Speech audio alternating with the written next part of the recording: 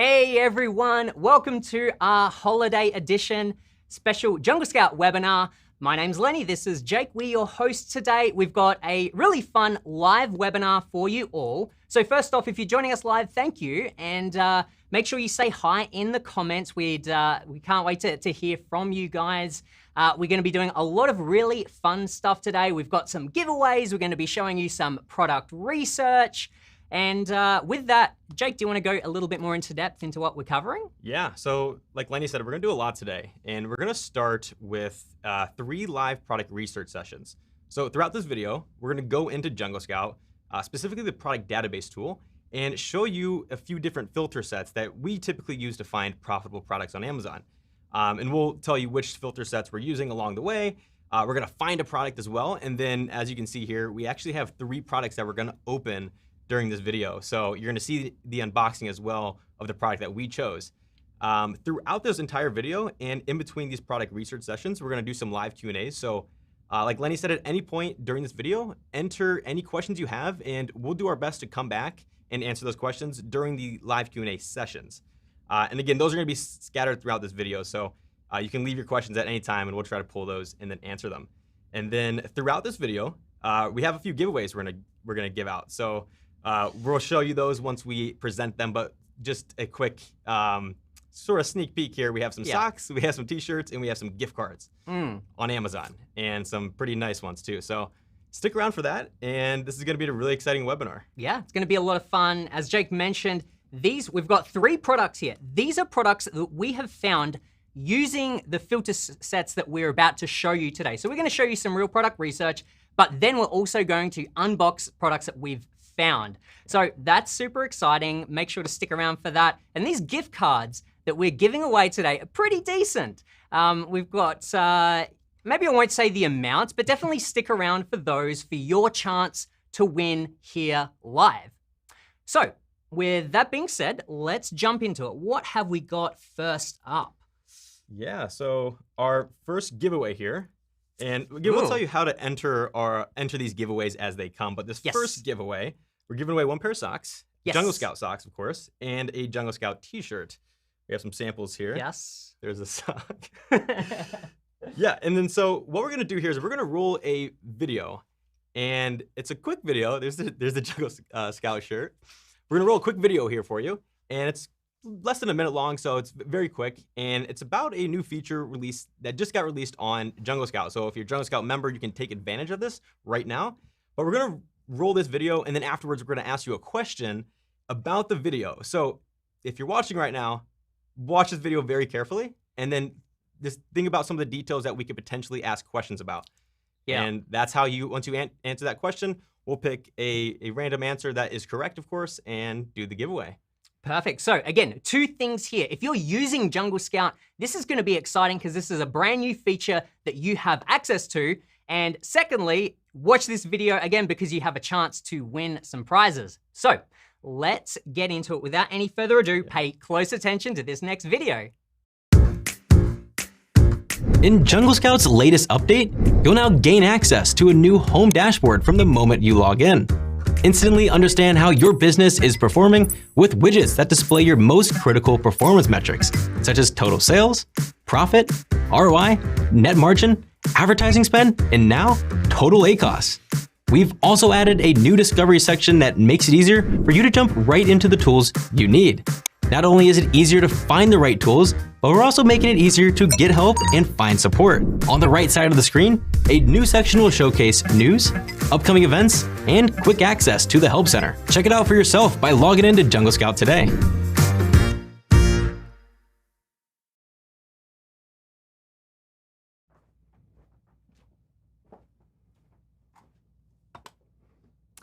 All right, I hope you all were paying close attention. I hope you are excited to check out this feature. Again, if you've got Jungle Scout, you can log in there right now to check out our new dashboard.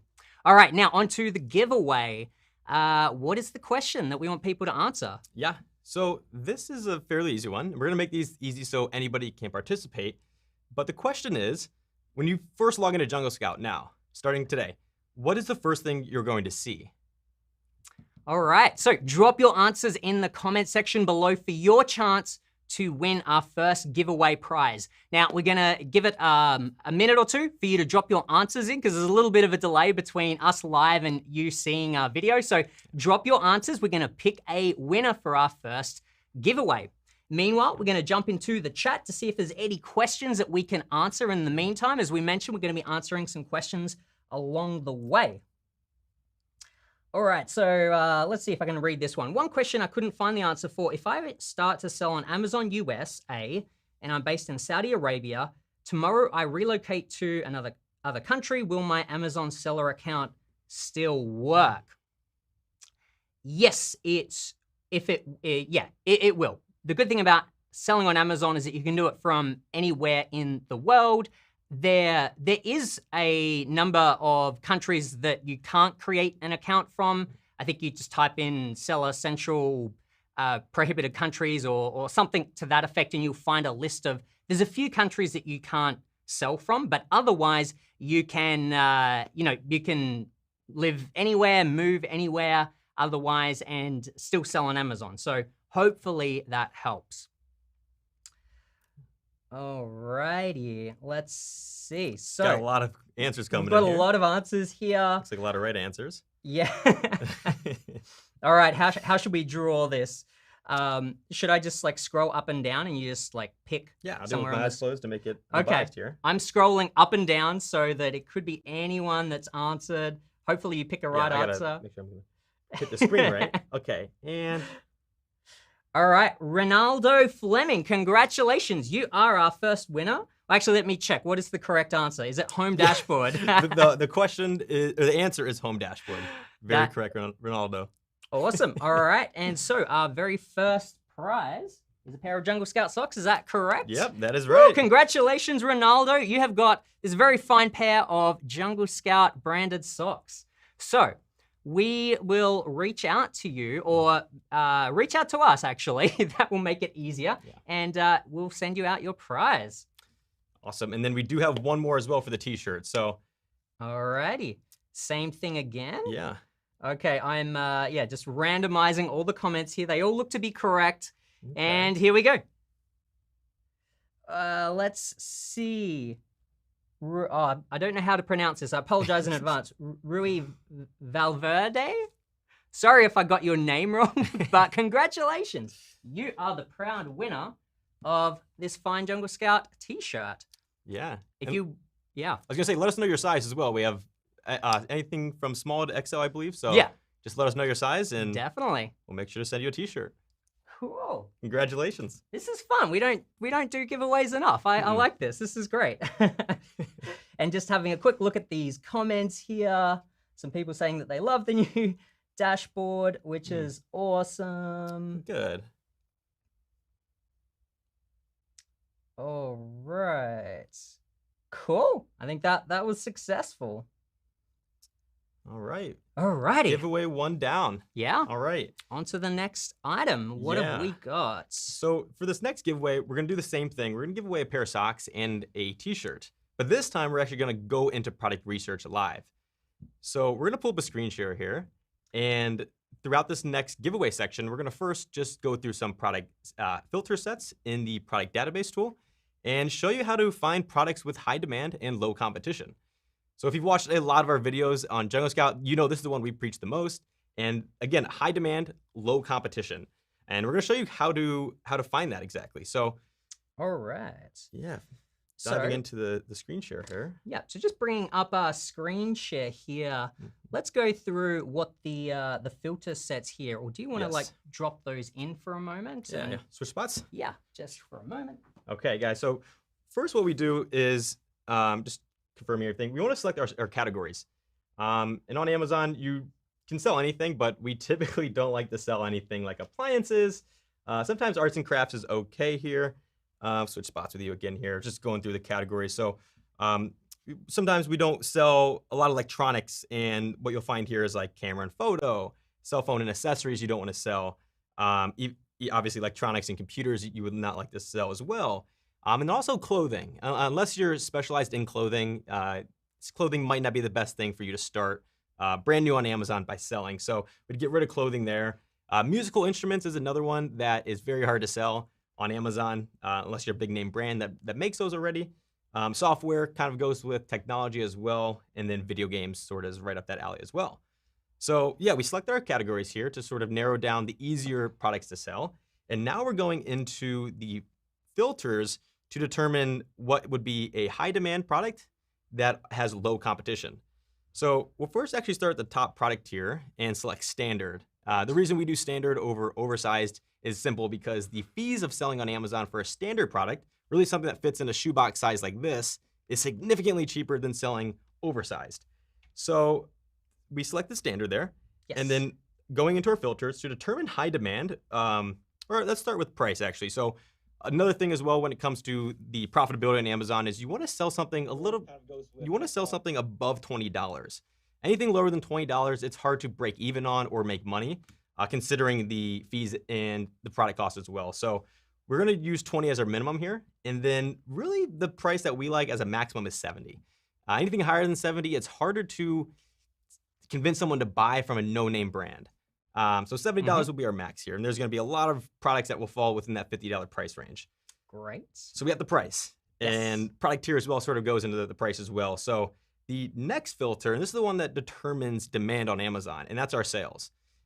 So we can enter a minimum, we can enter a maximum, but for this, we want to enter a minimum of 300 sales as a minimum here.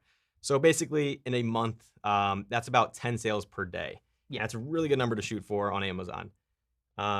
Okay, so demand, we got that. Yes. Next, for low competition, we're going to use the review filter here. So this is going to help us determine which products are, this is going to help us show us which products on Amazon have 300 monthly sales, but also have very low amount of reviews on them, making it easy for a newcomer to basically do the same thing and repeat the process. So for reviews here, we're going to utilize the maximum reviews and enter 100. That's a number that you could really play with. You can go from 50 to 100 to 150, depending on how many results you want to see. But we found 100 to be a pretty good gauge of competition.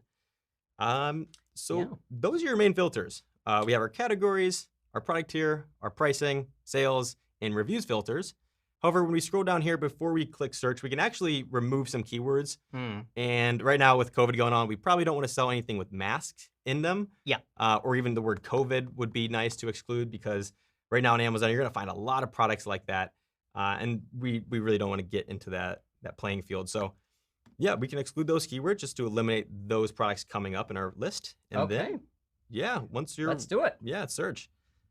All right, so we'll talk through kind of like what we're seeing in this next step here and just kind of our thoughts as we begin to go through this list.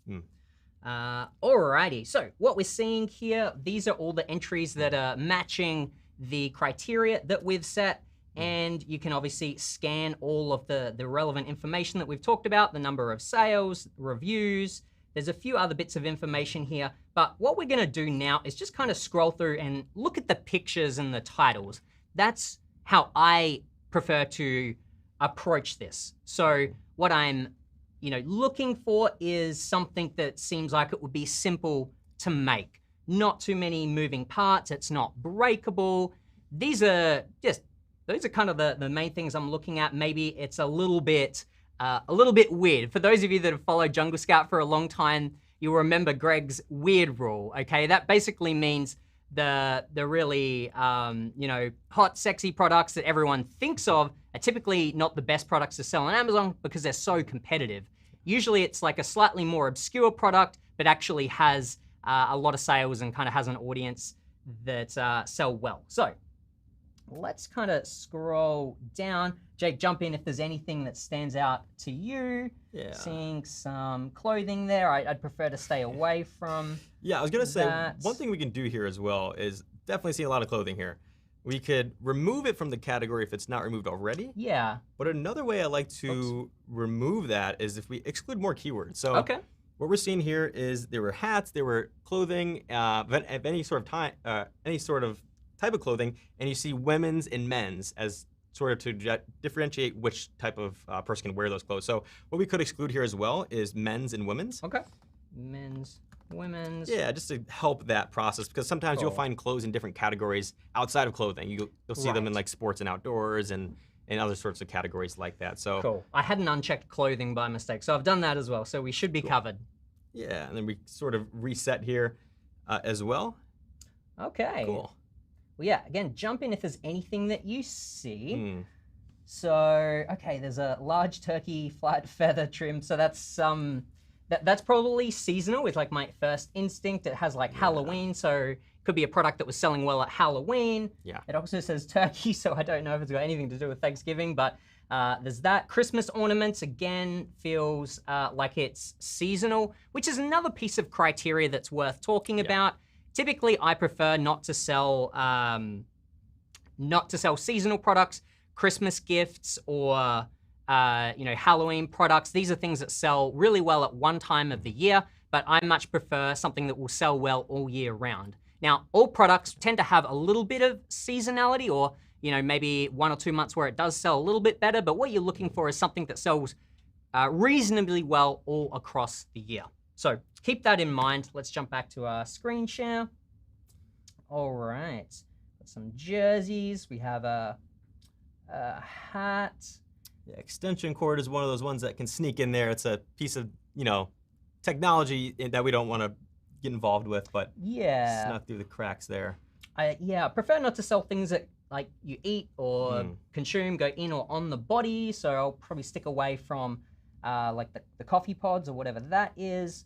Got a 3-piece duvet set, which to me seems like something that should, has lower chance perhaps of going wrong. So that, I don't know, stands out to me as something that, potentially could be worth looking at. It has like a really nice price point. That's a really good point too. So not only do we not want to sell products that are hard to sell, but as Lenny mentioned, a duvet cover might be returned a lot. A lot could go wrong with that. So just keep that in mind as well when you're finding something. Is the customer most likely going to return it, or could there be issues along the manufacturing line that makes it harder to get the quality down exactly how you would want it to? All right, we're scrolling down. There's more sort of bedspreads. That's kind of interesting. We've got some clothes that still stuck in there. Yeah, they may not say men's or women. Halloween decorations, leggings. Let's see. Getting a lot of sort of clothes items that we prefer to stick away from. Wheel center hubcaps. That looks kind of interesting. Oh, it looks like it's got a specific brand on it, which I don't know whether you can use that, but my first thought was like hubcaps, they could be something that's like simple, shouldn't be too breakable, could be easy, or it could be cheap to produce. Yeah, you can see the example of a company underneath it, basically selling the same product, just their logo on it. So yeah, so that's kind of an interesting product. What have we got here? Okay, so we've got these pillow covers. That's kind of an interesting one because you can get creative with the design as well. I do like products where you can sort of change out the design and it makes it easy to differentiate that type of product. Yeah, and obviously that one here is Thanksgiving, a little more seasonal, but yeah, that can be true for anything. So you could certainly have a more general design as well. Yeah, definitely. Okay, if we keep going down here. Getting lots of clothes. So I'm just going to keep scrolling through seasonal Christmas tree lights, Halloween stuff. I guess it's a tricky time of year at the moment because we just come off of Halloween, we're going to Thanksgiving and all of the holiday season. So unfortunately, there is going to be more of those types of products. If you wanted to, you could try to pick some of more of those keywords, like if we got rid of Halloween, Christmas, Thanksgiving, pumpkins, or anything that, if we wanted to get rid of those seasonal types of products, maybe I'll go to the next page here. Yeah, a lot of times you need to either narrow down with excluding keywords or even fine-tuning your filters as well. And we're seeing a good scenario of that right now where we could be excluding a lot of keywords here that we're seeing similar products from. So yeah. You can even do the same for categories as well. I know we're seeing a lot of sports and outdoors items that we can't sell, but for the sake of this, I think we'll just keep trying to find a combo plate set. That could be something simple that stands out to me. Water bottles. I feel like they tend to be fairly saturated, but I like them because they seem pretty simple and they hard to break, that sort of thing. This is interesting. It's a water bottle where it looks like Yeah, actually, my wife has one of these. It's telling you to drink, or telling you when to drink water, which is kind of cool. But I like that they've got a unique design on that. I know a lot of people like personalized water bottles and that sort of thing. So if you could find, I think overall water bottles are quite saturated, but maybe if you can find a specific niche where you maybe design it with something in mind for a very specific group of people, you might be able to kind of niche down within the sort of broader category. Yeah. All right, so we've got a bulk pack of clear glass bottles. Glass makes me a little bit nervous, so I'll keep scrolling down. Halloween, a teacher planner, that's interesting. More ornaments. Oh, we got these like little cap things again. Yeah, we're seeing those are very popular right now. Yeah, I mean, if you found a market for just plain ones, I don't know if anyone wants plain ones, but you can't really use like Nissan or kind of other brands on your own private label product unless you get authorization from Nissan or whoever to do so. So that's the problem with these. But otherwise, I feel like it could be like quite a simple, cheap product to produce. Yeah, that's a good point. Picture frames, I feel like that could be a good one if you could verify that it wasn't too competitive and you could find your own little niche there. I think like picture frames are pretty simple to make. I'd be a little bit worried though, I suppose, with the glass element. That could be a bit of a red flag there. Cool, paper cups, definitely simple and cheap to make. More bed covers, pants, home sweet home doormat. I think a doormat is like something that's like nice and simple to create, and you could get creative with what is on it. Again, people love things that are personalized, so I feel like that could be a good option, potentially. We're gonna skip through these clothes. Lots of clothes. What have we got? Sports and outdoors. Yeah, sports and outdoors seems to be a big one. I wonder if we want to remove that actually. Yeah. And then do we have... Just double check these photos. Yeah. Any suggestions here? Yeah, we remove sports and outdoors here. I'm going to add in a couple of keywords here. I'm going to add in Halloween and Christmas. I don't know if Thanksgiving is one. Just add those in. Do you think we are good there? Yeah, I think we're good there. Cool.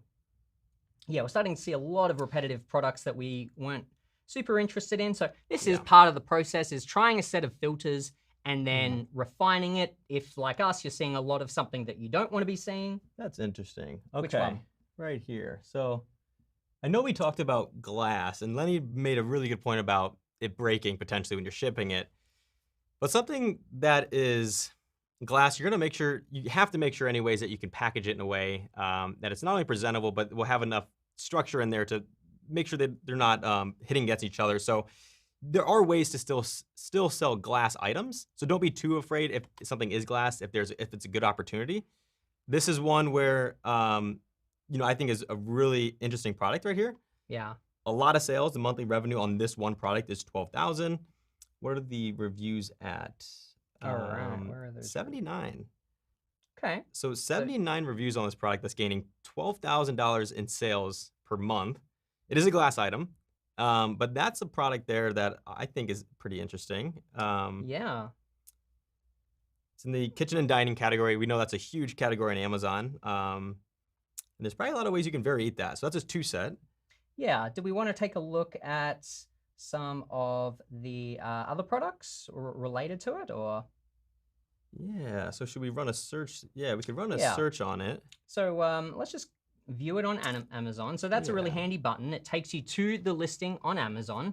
And what we would typically do here is, well, for one thing, if you've got Jungle Scout's extension, you actually get this really cool graph up the top here. So this is really helpful if you're just looking at products on Amazon. I don't know how many times, even recently actually doing Christmas shopping and that sort of thing, where I am just looking at a product for myself, but I'm interested in kind of seeing the historical sales and some of this info here. So that's really handy if you have Jungle Scout and you've installed our extension.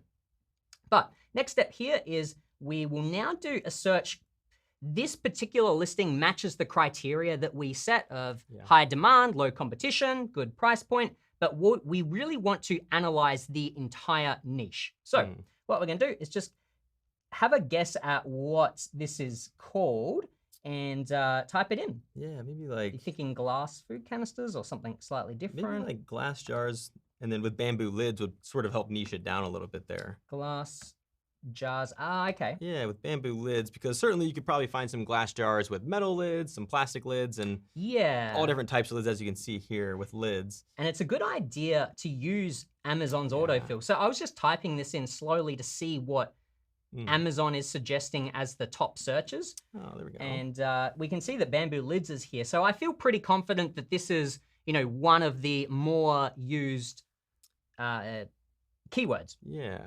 So we can scroll down and you'll see that if you, again, have Jungle Scout, it shows you all this great information down here directly below the listing.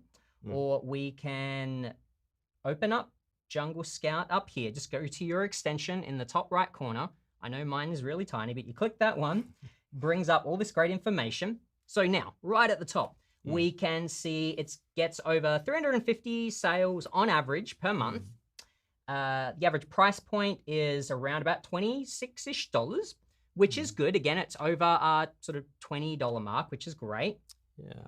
The average reviews is a little bit higher than we want. So if we look across, we can kind of see the reviews or ratings over here.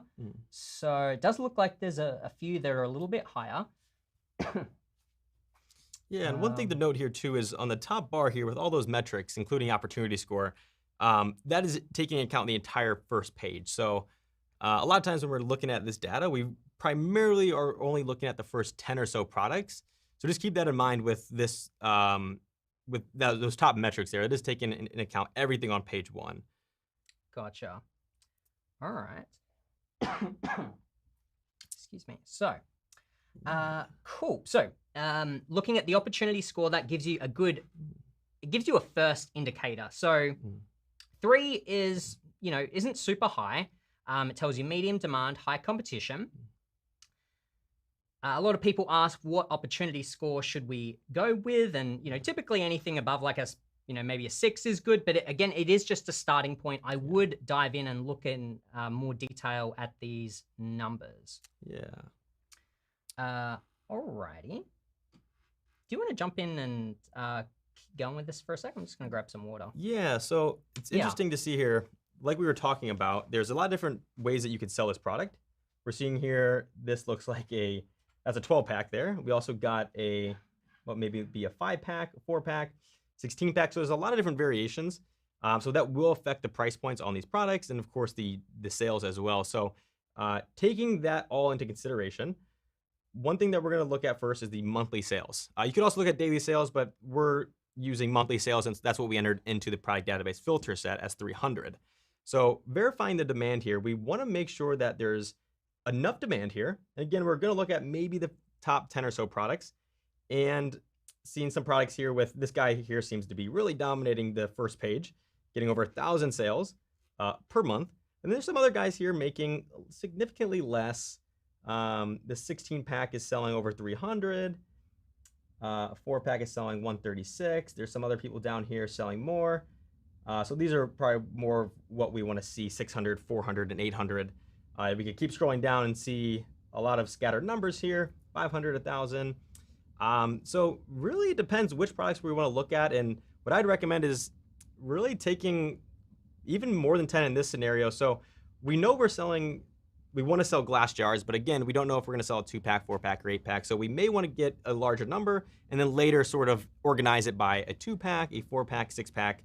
So yeah, sort of look at the monthly sales, determine the demand there. The next row we really want to see, and we know the price is pretty good as well. That's what Lenny was mentioning earlier. The average price is in between 20 and 70. And it looks like for most of these products, that's sort of spot on.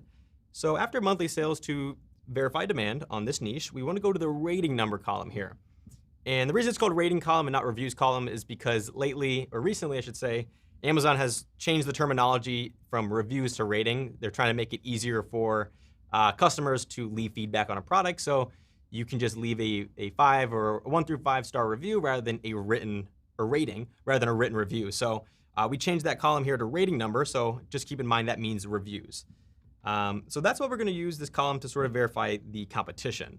And again, really what we want to see here is products that are selling well with very low reviews. That would make it easy for a newcomer like us to grab this product, sell it, and even if we have a small amount of reviews, still get some strong sales in. So we're seeing some products here. Yeah, so there's definitely some here that have lower numbers, which is good. There's a few that have some higher numbers that is a little bit problematic. But what I want to see is how well it's distributed. So we've got a few listings here that have over 1,000 reviews. Now I want to look at the monthly sales. So what I want to see is that all the sales going to the listings with a lot of reviews, or are the small folks still getting some? Yeah. So definitely you can see that the listings that are more competitive, higher numbers of reviews, do get some higher sales. But there's still, let's see, this person's only got 38 reviews or ratings, still getting 136, which is definitely lower than we want, but they're still getting some. 372 sales here for this person that has 250 ratings, so a little bit less. So I suppose if I was kind of judging this overall, I think the sales are pretty good across the board. I think the price point is really great. All of the prices are above the price point that we were after. So that's really good. Sales are, for the most part, pretty good. Some of the averages are a little bit lower. And then as far as the competition, it's a little bit mixed. It's a little bit higher than I would like. But it's probably a little bit higher than I would like. And it's something though I would have to think about more. Yeah, and there's definitely ways to differentiate. Again, going back to the unit count, so you could sell 2 packs, you could sell 4 packs. I saw someone selling like a 12 or 16 pack. So even though this looks very competitive, you can niche down and sort of organize it from the quantity level. So just something else to keep in mind there. And I think what's interesting as well is this date first available column. There's some sellers here who just recently started who are picking up some pretty good sales. So that's also another column I like to look at as well, to see when someone's starting, how many reviews do they get right away. And I can sort of, glean a little insight from that. And started this year, they haven't really taken off, but started this year, got 40 reviews this year. Even some of these started last year, which really isn't that far past. So this is a bit over a year, 136. This started about a year ago and is doing really well. So you can see yourself what you may potentially have the opportunity to look like in a year from now. Yeah. Okay. That's interesting. Cool. Yeah, this is an interesting opportunity. So let's go through, see if we can find one more example real quick using this filter set, and then we're going to go on and jump into some other filters sets to show you. So again, scrolling down, the tough thing about doing this live is that in reality, this process, it does just take time. It takes a lot of time just sitting there, scrolling through, looking at lots of listings, opening it up on Amazon, doing some searching around. So it's not always the most interesting thing to watch. So we'll try to share our thinking as we're going through this, but do keep that in mind. It does take time, and but we'll see if we can find some interesting stuff to share with you. Seal connectors. Yeah, I'm gonna go through this quickly because I definitely am excited to get to some new filter sets. So tablecloths, real quick, that's something that could be simple to make. You can differentiate it very easily with design. And probably quite cheap to make. This one is over $20. I would be interested in looking at that, at tablecloths, and see what is the average price? Because I would suspect some of them would be quite cheap overall. But if you could, if they tend to be around the $20 mark, then that could be something to look into. Let's see, we've got mugs here. Again, mugs, typically quite competitive, but you might be able to niche down into a mug made for a specific person that is, you know, into something specific. Yeah, definitely. Okay, bed sheets, we're gonna try to find something different. That's interesting. Wedding arch. Wedding arch. That's one of those products that might even classify as a weird product. You wouldn't expect to find a product like that and tell your friends and family, I'm selling wedding arches. Exactly. That's an interesting one. That is interesting. Plates, I mean, they're you know, generally easy to make. You can usually differentiate by having really high quantities and that sort of thing. Some of the downsides is, depending on what it's made of, it could be more fragile. So you could lean more towards something like paper, but then, you know, they tend to be quite cheap and hard to make a profit off of. So that's my thoughts on that one. We've seen the water bottle before. We've seen those caps a lot. Yeah, those caps are really popular. Yeah, let's just go through another page so that we can talk through as many examples as we can.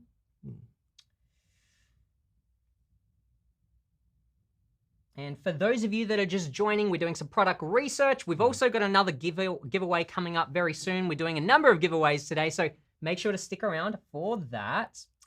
We've got laptop stands here, which could be quite interesting. I do like the, you know, office home products category. There's lots of little bits and pieces in there that, you know, are very useful, particularly now that a lot more people are working from home. So I do like those types of products. If you can find something that's not too competitive. Turkish bath collection, interesting. And I have to look at the pictures to see what these are. It looks like a windshield wiper replacement. Oh, wow. That's interesting. I think that's like a weird product that, again, you wouldn't necessarily, you know, think to sell, but I'm sure it would probably sell really, really well. Yeah, over 400 sales per month. So I think that would be kind of interesting to look into. I would like to think that it maybe isn't too, you know, as long as you package it well, I'd hope that it wouldn't break easily, not like glass or something. So that could be something worthwhile looking into. We've got our storage containers, again, similar to the glass jars from before, which, again, I think overall that could be a little competitive, but like Jake said, I think there would be opportunities to niche down into something more specific. And keep in mind that once we've finished this, we do have a product, I think it's this one here, isn't it? That we actually found using this filter set. So stick around to see what that product is when we unbox it. All right, beach towels. Let's see if we can find one more example to kind of talk through real quick. Pruning shears. That's interesting. Yeah, it's something that, you know, I'm sure would sell really well. Shouldn't be too breakable. We're looking for things that are standard size. So I wouldn't like really big shears and gardening tools, which would be oversized because they're heavier, so they cost more in shipping. You can't send as many into Amazon, but if it, rule of thumb is if it can fit into a shoebox, that's a standard size product, which is just going to be easier and cheaper. It looks like that's a set as well, so that's interesting. So they're combining products there. So another thing that you can do as well to differentiate is combine products, and you can find those products through the product database here and seeing what other people are doing, or even going to like a product listing. And underneath the product listing, you'll see a section called items related or frequently bought with. And that's the section where you can sort of see what someone is buying. Maybe they're buying some shears and they're trying to buy something else, and then you can include that together as a set. Make the experience for a shopper easier just to buy your product rather than two separate products. Yeah, so this is what Jake is talking about here. This is, again, a great way to find ideas to differentiate your product, see what people are buying with it. So with these glass food storage containers, people are buying labels to go with them. So I think that's a great idea. It's like, oh, maybe I can bundle labels with my jars because people like to organize their things. And it looks like, I guess different size containers. So these are spice ones. Yeah, it actually looks like that. The third product here is actually doing that. They've gotten some mason jars and they've gotten some labels and they sold it together. Yeah. Good example of that in action. Cool, yeah, and this is just a very, very simple way to find those ideas. Okay, we'll go through, let's see, got bulbs. What is that? Door handle set. Oh, okay. Interesting. Okay. Plunger. Okay. Wow, 12-pack. I mean, it's definitely not like a sexy product to sell, but it's like, it's practical. People need them. So, yeah, it looks like this person's probably differentiated by selling so many together. I'm not sure. I suppose it's more of a commercial pack. So that's kind of interesting as well, that you could be selling individual ones, but it looks like this person has, or Amazon commercial, they've determined or figured out that people want to buy these in bulk, and therefore they've created a bundle specific for that. So that's really interesting. The advantage of bundling things as well is that you can get your price up. Yeah. Okie doke. Curtains, interesting. Should be fairly simple to make. You just need to find a way to differentiate. More tablecloths, kitchen cabinet handles. I think that's like another interesting one where it's, yeah, again, you mightn't think of selling that kind of product, but it could be a good example of something that does really well. Maybe I'm just going to explore this. So I have no idea where this is going. I'm just going to take a look like we were just talking about. I'm curious, what do people buy with this typically? Okay, so some sort of cabinet door and drawer hardware installation kit. So that could be a good idea to bundle it all together. It's like if a lot of people are buying these two products together, you could be the person that is selling them together. Yeah. So from here, like we did before, I won't go through this example because we want to move on to some more filter sets. But from here, I would type in, kitchen cabinet handles or cabinet handles and evaluate the entire opportunity, just like we showed you before. Alrighty, so let's move on to the unboxing, because we want to share what we found using this particular set of filters. All right, so let's make some space here. Okay, so this is product number 1. We found it with high demand, low competition filter set. How do we open this? That's one piece of tape there. And of course, we had to wrap it up nicely for the holidays. All right. All right. Let's do the honors. And so, ta-da! It was actually the glass containers. This was our pick, bamboo lids. And what was it that stood out to you? Was it the bamboo lids as the differentiator? It was the bamboo lids. Like you actually showed, there was a lot of different lids that you could do. We just typed in glass jars on Amazon, and then with lids and with different type of lids was, there was a lot of different options. But with bamboo lids, we found, we added some products to the product tracker, and we looked at all the products that were selling them. And with bamboo, it's a little more expensive than plastic. So people were getting away with pricing these a little more expensive. And because of that, there was actually some lower competition levels compared to some that had plastic lids or some that had just regular lids or even glass lids. So it was interesting to see by typing in a different type of lid, in this case bamboo, we really not only niched down to find this type of product, but we're actually able to increase our price point as well. So yeah, this really stood out, and it is glass again, a hard one to package, and you certainly could have it break along when it's shipping. But if you package it right, you talk to your manufacturer to really make sure that these are being delivered safe, then hopefully your problems will be minimized by just putting that pressure on your manufacturer to deliver it safely.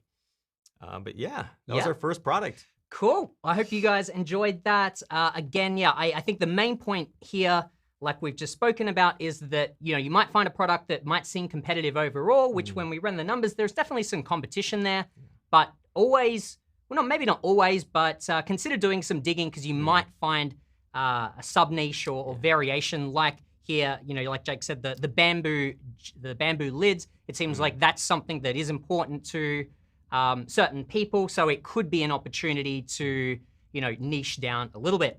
Yeah. Alrighty, so what's next? Are we up to another giveaway? Yeah, so what we're gonna do now is we're gonna ask a question that we basically related to the product filters that we used throughout that last product research session. So yes, to enter this giveaway, you need to answer this question correctly in the comments, and then we'll pick one. We'll do a quick little live Q&A to make sure you guys have enough time to enter your answer.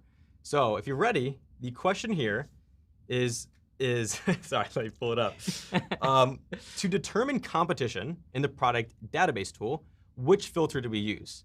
So we used a couple of filters to weed down our products, and one of those was to determine competition. So very easy question, but hopefully you guys watched or listened or even have your Jungle Scout yourself and know how to weed down competition. And let us know what filter we used. Yeah, drop it in the comment section below. We're gonna draw a winner to win. What is our next giveaway? Yeah, so we have one pair of socks.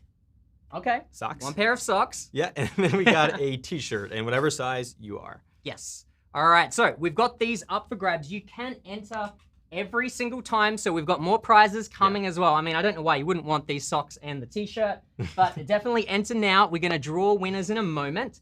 And while we do, we're gonna jump into a couple of questions. Yeah. So let's see here.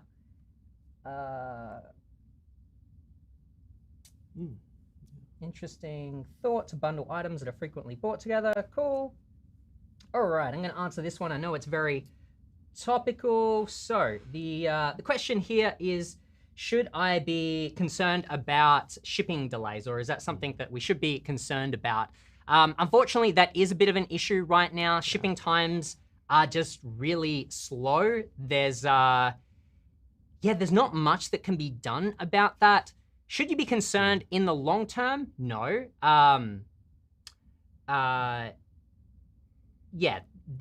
Unfortunately, it's just something you kind of just have to deal with at the moment. Long term, I wouldn't worry about it. I'm sure that things will start to speed up again. I think it's, the holiday season is slowing everything down even more so on top of the pandemic.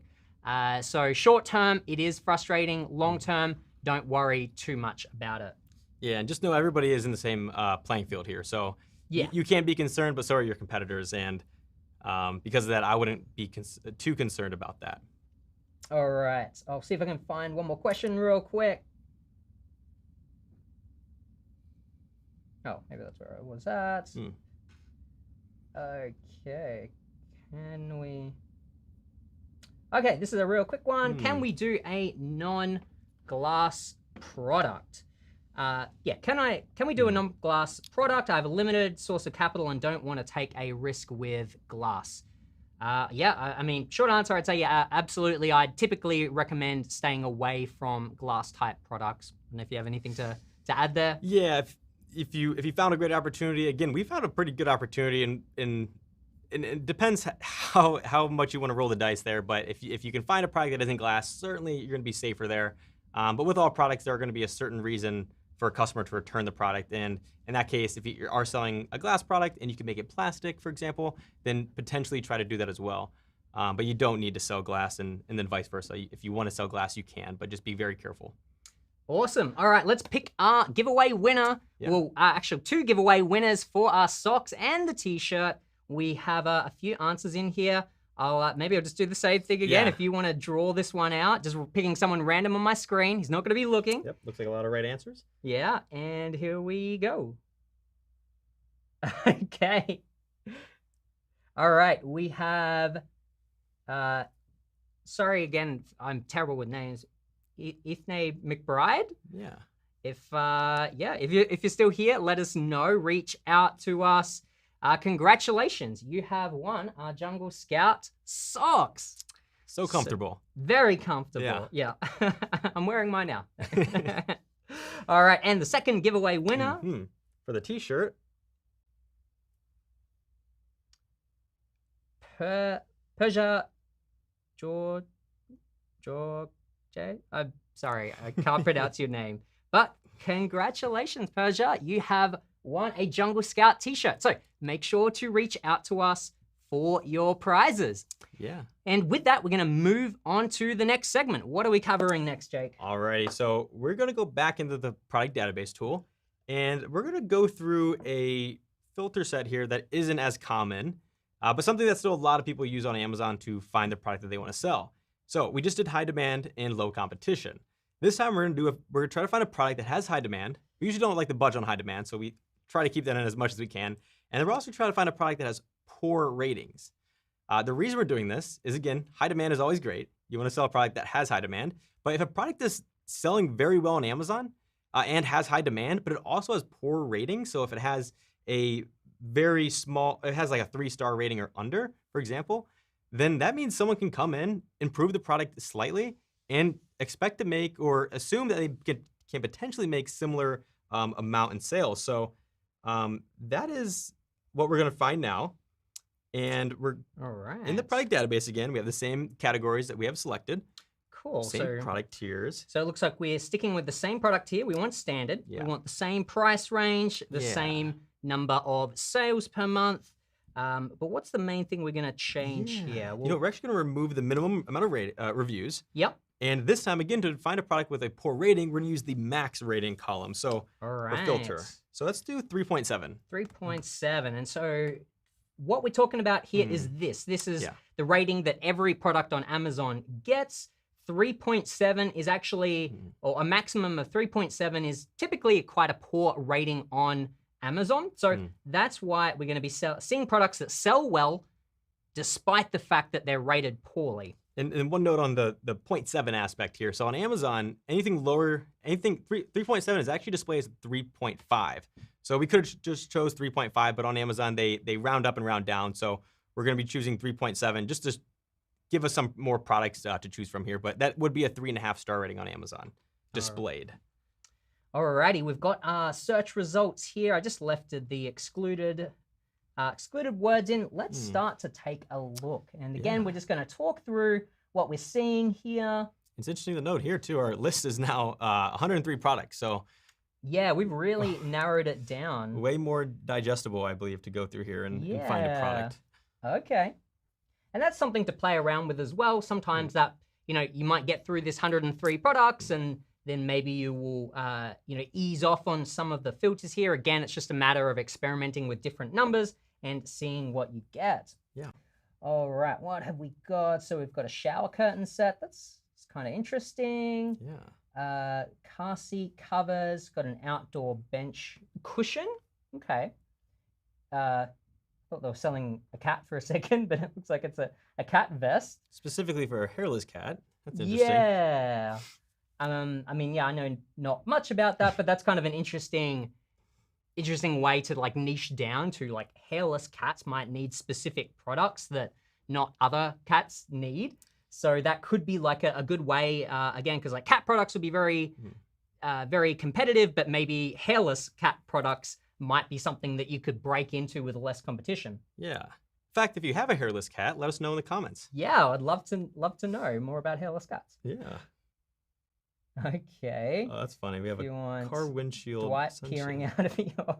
Yeah, so you probably couldn't sell that one just because it's the office, but you could probably make your own artwork. Cool. And yeah, keep in mind the idea here is that, people are still buying these products even though they're rated poorly. So let's see, we're seeing 3.4, 3.7, 3. We'll dive into one of these as an example and just talk about, how could we potentially differentiate it? A Frankenpup dog costume. Let's see. Gorilla Grip Original Soft Area Rug. Actually, I'm going to open this one up. Wow, that one's got over 4,000 monthly sales. Yeah, so it gets a lot of sales. It's had a lot of sales. It's got 15,000 ratings here, but the average is 3.7. So to do some research into what's happening, we want to look at the 1 and 2 star reviews. There's 16% 1 star, so that's pretty poor. And what we want to see here is start to figure out some trends. Why are people giving this 1 star? So if we look through this, it's completely flat. Dirt has got stuck in the rug. So it got dirty quickly. It's a quality issue. Yeah, very thin. Okay, so I'm just looking for the key things that people don't like, or the common things. Okay, found 10 roach eggs embedded. That's not good. No. All right, there are worms inside the carpet. That's the second person that's kind of complained about that. Said it shrunk and came apart, so the quality issue again. Let's see. It seems like it's maybe dirty again. Disgusting. So quality. Yeah, sort of a quality issue. Poor quality. Mat is thinner. We've seen thinner a couple of times.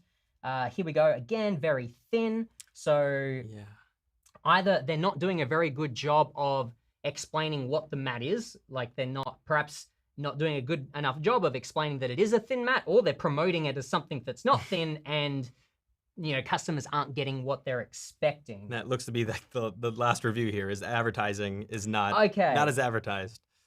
Yeah. And that's actually an interesting note as well. So obviously there could be a quality issue, and it sounds like there is, but there can also be an advertising issue, and not just PPC advertising, but what you show on your listing and how you take your photos and what you say in your bullet points and product description. So not to say if you have a very thin mat, say this is a thin, low quality mat, but maybe don't disguise your product as thicker than it really is when a customer will receive it. There's certain language that you can use that customers are expecting to get that type of quality when you say that. So just be careful on the wording of your listings. And then another way to see what's going on here, it could be an advertising issue. Absolutely. So let's go through and see if we can just find another example real quick to show you all. Okay, what have we got? Okay, so that's kind of a food product. I want to stay away from that. Motorcycle, helmet. I'm gonna open that one up. It sounds kind of interesting because I'm sort of imagining there's probably potentially a lot of issues. Oh, looks like that one, maybe the rating has changed. So that one has kind of snuck through. Yeah, and it could be on another listing as well. There's a lot of variations there. Oh, there's a lot of variations. So it might have been one of the other ones. I'll just go to one that's a different one. Okay, that's a couch. What have we got? That's leather patches for couch. Like a repair kit. 6. Yeah, interesting. Let's go to page 2. Basket dog muzzle prevents biting, barking. I'm assuming that a lot of those might just be it breaking and not holding the dog like it's supposed to. All right, gonna move to the next page here. Let's see. We've got That's interesting. Thermometer. I'm gonna quickly open that one up. Again, we haven't looked at these products, but we're gonna take a look. So actually, I'm gonna come up here. I'm gonna go down to the 1 star. So there's a big percentage of 1-star reviews. What are people saying? Only 1 review, but a lot of ratings. It looks like. Okay, right. Does not register temperature at all. So yeah, obviously you want to. So if I was considering this product, what I would do is look up other thermometers and look at the 1-star and 2-star reviews of different products related, or different, the different products with different listings. So hopefully you get the idea. That's what we're doing here, is just going through, finding products that would be, match the criteria from before, that would be easy to, simple to make, has a good amount of demand, but again, has the opportunity for us to solve that problem. So let's open up this one here. So Cactus shower curtains. Okay, let's see what the issue is with these ones. Maybe they tear easy. Yeah. But you'll see a theme here, and we talk about this a lot with Jungle Scout. You want to go off the data, not just what you think. So I don't want to make assumptions. I want to see what the data's telling. So this one here, the color is not as pictured. Okay, that is good to know. This one, it's cheap. Maybe they're saying that it tears easy, or it just feels cheap or plasticky. Yeah. Let's keep going. Just didn't like it. The rest of the set looks cheap and the colors look faded. Yeah, and it looks like here's, again, talking about the photo looks nice, but the product doesn't match. And yeah. Okay, so you get the idea. You would continue going through here and looking for, commonalities, and then if, in this issue, it might be a case of just having very accurate photos, making sure that the photos reflect exactly what the customer is going to get. If it was an issue where everyone was saying, oh, it's very thin or it tears easily, then go to your manufacturer, say, I need curtains that are this size, shower curtains, and they need to be really strong. What's the best material you have? And, you just need to fix that problem and bring that improved product to market. Yeah. All right, we're gonna keep moving through.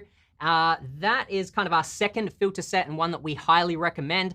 Now, we're going to unbox yet another product, I believe.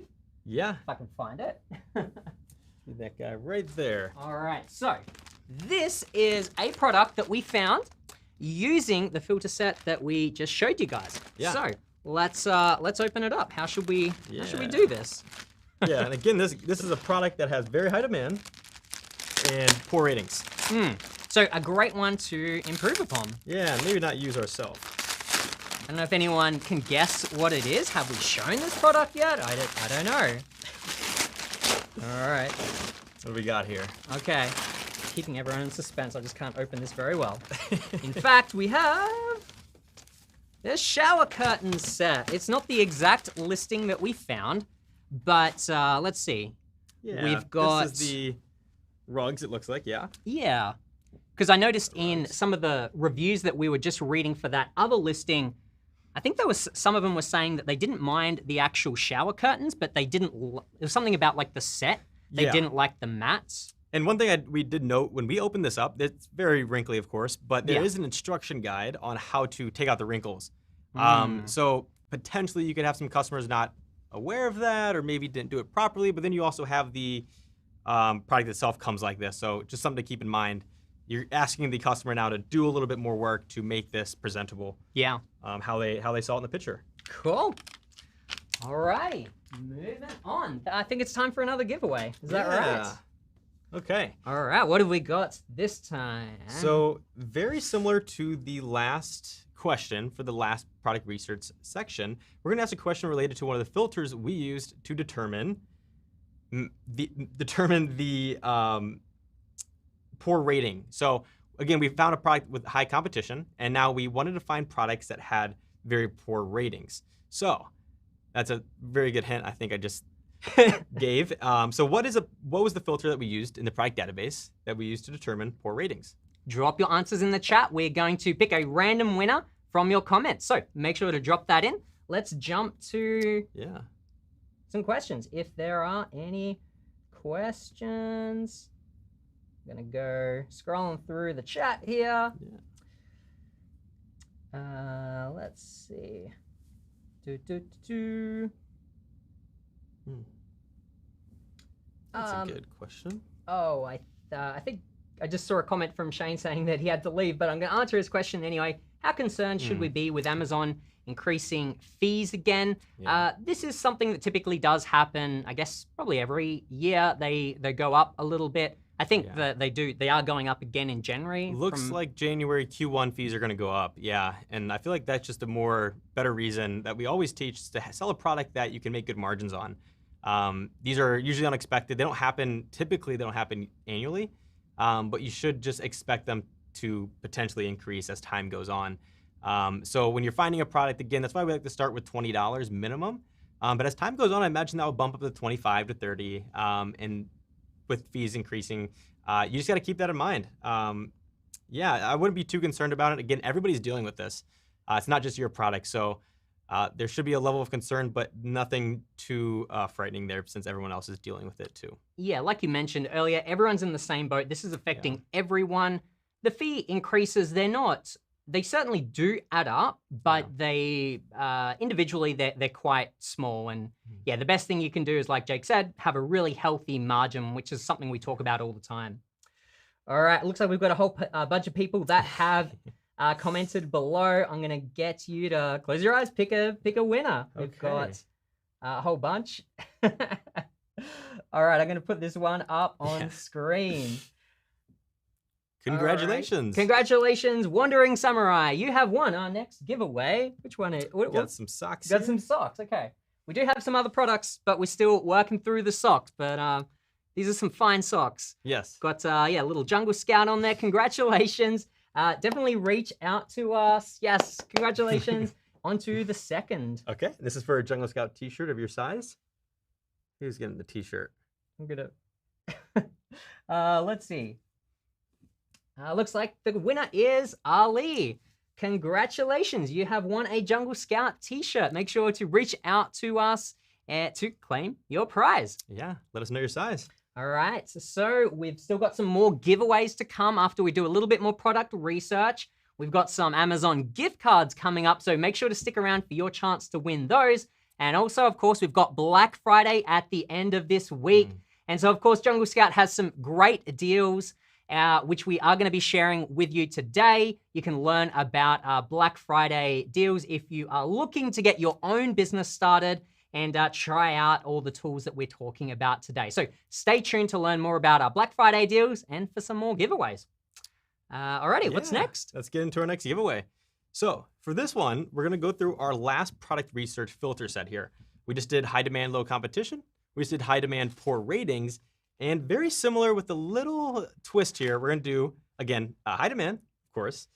Now we're gonna find products that are new on Amazon, and we're also gonna find products that have poor listings. So separate from poor ratings. Ratings is what the customer is saying and what they don't like with the product. And a listing is basically Jungle Scout's way of saying, do they have all their images? Do they have their title filled out correctly with all the units or with all the characters that they're able to enter? Do they have their bullet points filled out in their product description? So now we're gonna go through how to find those products, again, high demand, new products on Amazon with poor listings. And really the objective here is like very similar to the last idea. If we can get a product very similar to what we find coming up here in the product database, then we realistically can expect to sell a similar amount of sales and hopefully have a better listing and maybe increase our sales as well. So let's go into the product database and let's do it. Use the same primary filters here with the categories, product tier, and the pricing. Okay. High demand as well. We're keeping that there. That's sort of a so everything's constant. Keeping the same here. What are we changing? So I'm going to remove rating. Remove ratings, and to find poor listings on Amazon, we're going to use the listing quality score filter here. So we can enter a minimum and a maximum, and this is from 1 to 10. This is basically Jungle Scout's way of, again, grading how listings on Amazon are. 1 being worse and 10 being a great listing. So so what we're going to enter here is, let's see, so we'll go for a maximum number. Yeah, we're going to do a maximum number because we want to find any product on Amazon that has a max listing quality score of 5. And again, you can play with this number. We're choosing 5 right in the middle. It's going to show us anything underneath that. And so let's see what we get here. Okay. This is going to be interesting. We have the same excluded keywords as well. All right, so we've got some listings that have come up. This time we've got a lot more, 2,700. And keep in mind, once we have finished showing you some product research, we're gonna unbox this fine product here that we found using this exact filter set. So make sure to stick around for that. Let's dive in and look at some listings here. So, okay, we've got some aluminium chainmail jump rings. That is definitely a weird product that I wouldn't be expecting people to be buying, or many people, but it sells 500 units per month. Wow. And I already feel like the image is pretty poor, so I can tell that it probably does have a bad listing. We got a listing quality score 4 here with over 10,000 monthly sales in revenue. Okay, interesting. That is amazing. We'll keep going down the list here and seeing what other examples we have. Got some sort of food products, round wooden beans. Oh, that's interesting. Okay. We'll keep going down. What is that? Multi-purpose poly tarp. Okay. Might quickly open that and just see what's going on here. Yeah. I think right away the title. Yes. On Amazon, you're given, in each category, you're given a certain amount of characters that you can enter for your title. And here it looks like they're using half of that maybe. So that's probably one reason why the listing quality score is low. Be curious to see, probably their bullet points. Maybe they don't have a product description as well, and even their images may not be up to standard as well. So that's a... Yeah, there's definitely, if the product is a tarp, you would likely want that as close to the front, if not at the very front as possible, typically. So there's definitely things that they can improve there. It looks like they don't have any bullet points either. One thing too is they're actually repeating words. They have 5x7 in the front and the end. On Amazon, you can just use one character. If your word you want to rank for is tarp and that's your product, you just need to enter tarp once. So here it looks like they are repeating a little bit. Yeah. Cool. Yeah. All right, let's scroll down. So sorry, there are some bullet points. Yeah. Let's see, do they have a product description? They have some A+ here. Yeah, so it's not too bad. I guess it's maybe more the title that's probably the weakest part here. And the title does get weighed more than any other aspect on your listing, by Amazon. So yeah. keep that in mind. Okay, so that's an interesting example. So all we're really doing is just auditing the listing and seeing whether we've got an opportunity to improve upon that. Soy Candles, maybe I'll just quickly open up these. Yeah. It's kind of hard to tell if it's got a good listing or not. You can probably tell pretty quickly if it's got a poor photo. I don't know if that's a great photo. Yeah, I'm not sure. This one is what are we looking at? It's a candle. Oh, okay. But it says 3 per pack, so I think they're missing out on showing 3 because that would show that you know, if you had 3 of them in the photo, it shows that you're getting a lot more value. Yeah. But now jumping ship into the soy candles, I think again the title is quite poor here. I would have candles or soy candles up the front. You don't really need to repeat the word candles. Yeah. The size, that's good, but I think there's a lot better keywords that they could enter in. Another huge one is they've got 1 image here. Yeah.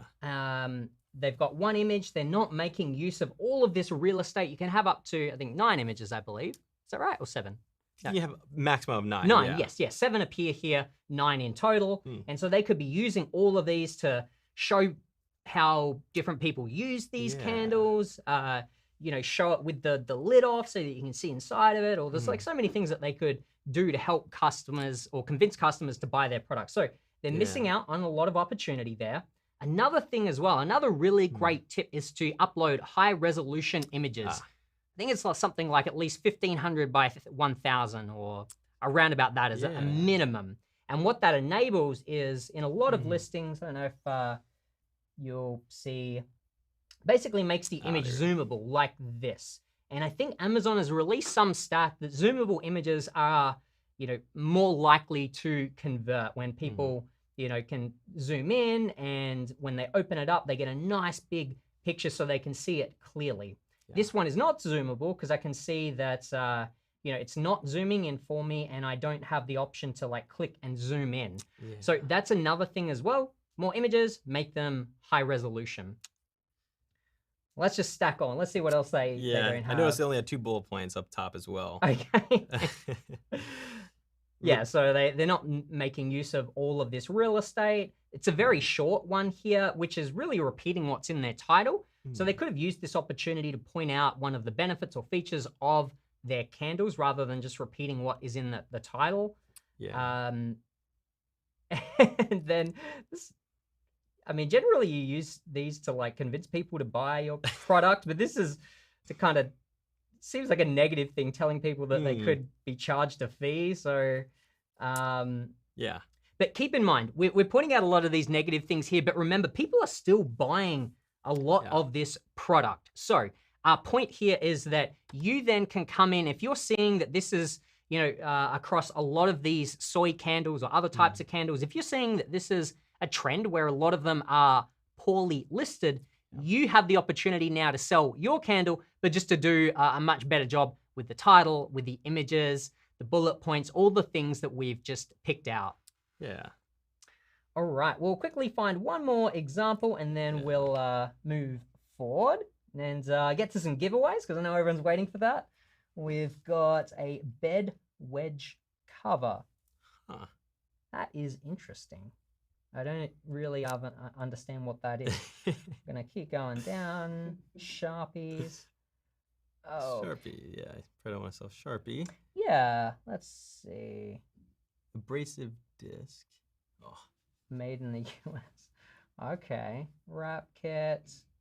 I don't know, I'll just like open up one of these real quick and see if we can spot anything that jumps out at us. One thing I will say here, and potentially this is factoring into the score. So on this main image, we're seeing things that aren't actually in the package here. On Amazon, for your first main image, they really want you to show your product exactly how a customer will receive it once they open it up on a white background. Anything else included in the first main image, Amazon doesn't like to see. You just want to make it very clean here. Here, we see some images. We see someone's hand. You see a before and after car, and then maybe what's included in the bottom left. I'm not sure exactly what that is, but potentially that looks like it would be included. So that's probably okay to keep in there. But the other images could potentially be an issue. Slippery slope. Yeah, you may not want to include that. It could be a great second image to expand on, but the first image there probably should just be the tape and then everything else that's included. And to be honest, I don't really see it adding value anyway. It's very small, and the before and after, to me, doesn't look all that different. It doesn't really look all that different. So I don't feel like it's a great idea. But like Jake's saying, you can't show anything that's not included with the product. Yeah, everything else kind of looks like it checks out. They have bullet points. Their title wasn't bad. They have a product description that basically looks at an extension of their bullet points. Yeah, it looks like they probably could have, worked harder or done some more with the product description. But yeah, this is a good example to keep in mind. Yeah. Alrighty, so that is our next filter set. We're going to move on and unbox this one. Yeah. So I'm trying to think what this one is. I can't remember. Let's find out. It's got 4 ratings. We know that. I'm just like destroying it here after you. Sorry, I hit a button. We don't have technical issues. We're all good. All right. So what have we got here? What is this? Oh, I'll let you do the honors. Yeah. We have a butterfly kit. Oh. And this one in particular is a garden kit. There were a couple of different kits that we noticed on Amazon, and this one in particular looks like you can house your butterflies as they grow. And there's certain things in here included. There's, you probably can't see it, but there's a little net in there as well as some other details. But essentially, we found this product on Amazon with the product database filters that we set up. Again, it had very high demand. There was a bigger, there was 2 variations here. There was this guy, and I think there was like a larger one as well. It had high demand. It was newly released within the last 90 days. Okay. And then also, it had, a poor listing. And so that's something that we can expand on here. So, yeah, that is the butterfly kit here. Cool. A great example. I was just seeing if I could bring it up, but Yeah. Do you remember offhand some of the poor points on their listing? I believe it was the main image, or it might have been the main image. Okay. I can't exactly recall, but one thing we could show here as well is actually using that filter, the 90 days filter. So if we scroll back up to our filter sets here, so the date first available filter there, if we were to enable that to one of these date ranges here, last 90 days, again, that would show us products that were new on Amazon. If you apply that there, that would again just show you every product that was newly released within 90 days. So that's what we use to find this product. High demand, just released 90 days ago, but doesn't have a good listing. But yeah, would be curious to see if we could find, it's gotta be here in this list, I'd imagine. And if it's not here, it could have changed. We did the product research a few days ago. Yeah. Yeah, so I'm guessing something slipped out of the range there. Yeah, maybe they've improved it. Who knows? Maybe they've improved it, or yeah, they lost some sales. That could have been another one. Well, cool. Yeah, I think we've looked at a couple of good examples there. So something to certainly keep in mind is your listing quality. It's very important. That's how people, or what makes people decide to buy your product. So keep that in mind. Yeah. All right, so we're on to our next giveaway, I believe. Actually, yeah, we gotta give away. We have to do a question here. So for this one, very similar. Oh, okay. So let's start with what we're giving away. So we've got a number of these little guys. You can see the little logo there. We have some Amazon gift cards to give away. We're like stepping up our prizes here. So what are we giving away this time around? So in this one, it's a $100 Amazon gift card. Just in time for Black Friday, just in time for Cyber Monday and Christmas. So we're gonna ask a question, and whoever gets this right, whoever we randomly choose, with the correct answer, of course, will get a $100 Amazon gift card. All right, let's do it. You wanna ask the question. Remember, we've got a $100 Amazon gift card up for grabs. You're entering by commenting below. Okay. What is the question? So the question is, what filter did we use to determine products that had a poor listing? Go. Remember, we did the high demand filter. We also narrowed it down by products that were newly released within the 90 days. And then we also used a filter to say, hey, show us products that have a poor listing. All so right. what was that filter? Drop your answers in the questions in the comment section below, and we will draw a winner very shortly. So we're just going to jump back to the chat box to see what's happening here, if anyone has any questions. All right. someone wants a butterfly kit. Yeah.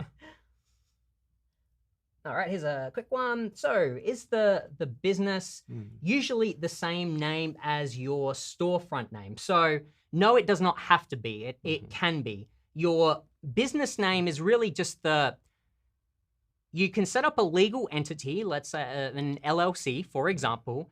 That name does not have to be the same as your store name. Your business name or your entity can be whatever you want to call it.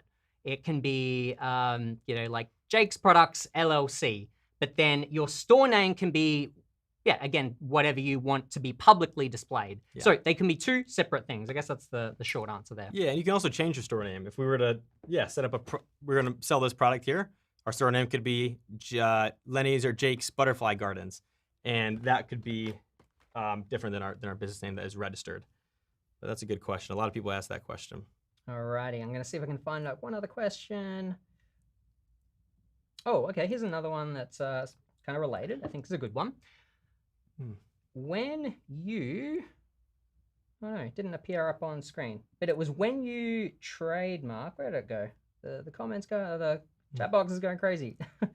I am losing it. So, there we go, come on. When you trademark, do you trademark the name of the product or the name of the business? Okay, so I want to make sure that I explain this clearly. So to add on to what we just said, the business name can be whatever you want it to be.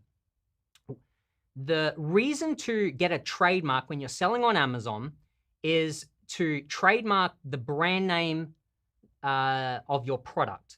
When you trademark that brand name, you can enroll into something called Amazon Brand Registry. That unlocks a whole bunch of features. One of them notably is called A+ content, where you get all the really pretty images and sort of magazine style layout underneath your listing. It really helps it stand out.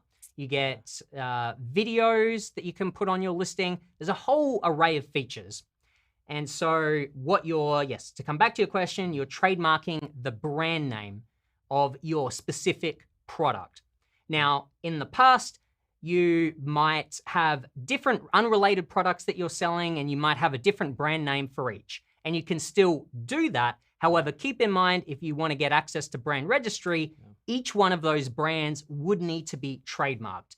So if at all possible, we recommend see if you can trademark a brand name that you can sell all of your products under, so that you do the process once, and then you get all of the Brand Registry features for all of your products enrolled into that brand. Hopefully that makes sense. Yeah, perfect. All right, let's jump into the chat box here. Actually, I'll bring it up on this screen, and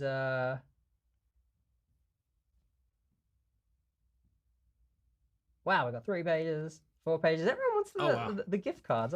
Not this many people entered for the socks. I don't understand. A lot of right answers too. Yeah, a lot of right answers. Oh man, how are we gonna pick? Okay. Let's see. I'm going to just randomly pick a page. All right, we're on page 3 of answers. Page 3. Okay, now you can just pick a line on this page. Okay. All right. Let's see. Okay, so it looks like we have Z Banks. Am I getting that right? Congratulations, you have won a $100 Amazon gift card. Definitely reach out to us so that we can get that one sent to you. But happy shopping, and congratulations again. Yeah. We have 2 more. 2 more of those to give away. So make sure to keep watching for your chance to win another $100 gift card. Let's keep moving forward. And again, if you've just joined, we are going to be sharing Jungle Scout's Black Friday deal. So make sure to stick around to learn about that as well. Yeah. In fact, you're going to learn about that right now. Okay. So we're going to roll a video. And very similar to sort of the live product research sessions, pay attention to this video and just keep an eye out. We may ask any question related to the video. And once you guys come back from the video, it's really short. It's under a minute. We'll ask you a question. We'll do some live Q&A, and then we'll give away another $100 Amazon gift card. All right, so make sure to watch this video to learn about Jungle Scout's Black Friday deals and for your chance to win another $100 gift card. Here we go. This Black Friday, take advantage of our lowest prices ever and receive up to 6 additional seats for the whole team, our exclusive How to Sell on Amazon PDF, a proprietary Getting Started checklist, and a month-by-month seller guide. That's over $3,000 worth of value for 80% off. Trusted by more than 500,000 sellers around the world, from product research to product launch, Jungle Scout will help you build and grow your Amazon business. So hurry, our biggest deal of the year is only around for a limited amount of time. Click now to claim your offer.